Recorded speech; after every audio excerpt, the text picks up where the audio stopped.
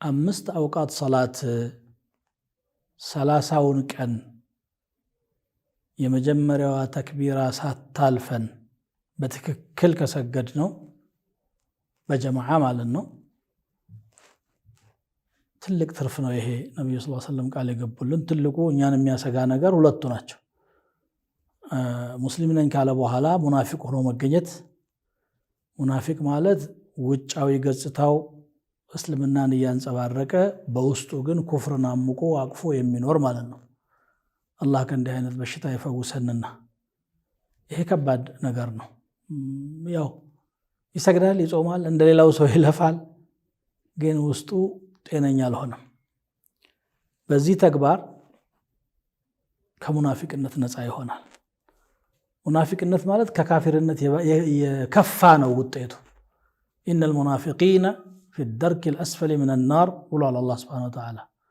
ሙናፊቃን ከእሳት የመጨረሻዋ አዘቅት የመጨረሻዋ ደረጃ ላይ ነው የሚሆነው፣ ከካፊሮች በታች ማለት ነው። የከፋው ቅጣት የሱ ነው። ምክንያቱም ኩፍር ላይ ማታለልን ጨምሮበታል።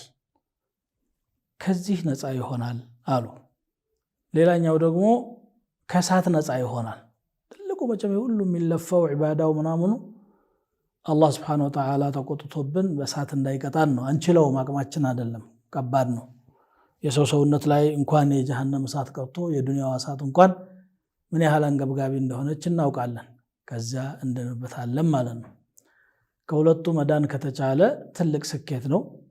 ይሄ ደግሞ በቀላሉ የግድ ረመዳን አይልም ሐዲሱ። በማንኛውም ጊዜ 40 ቀን በተከታታይ ነው የሚለው።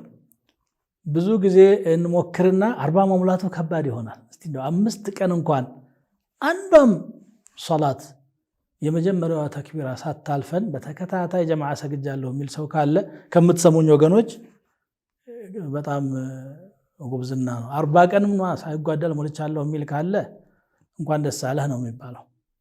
40 ቀን 5 አውቃት ሰላት የመጀመሪያ ተክቢራ ሳታልፈው በጀማዓ መስገድ ማለት ነው። እና ይሄ ሽልማቱ ከፍ ያለው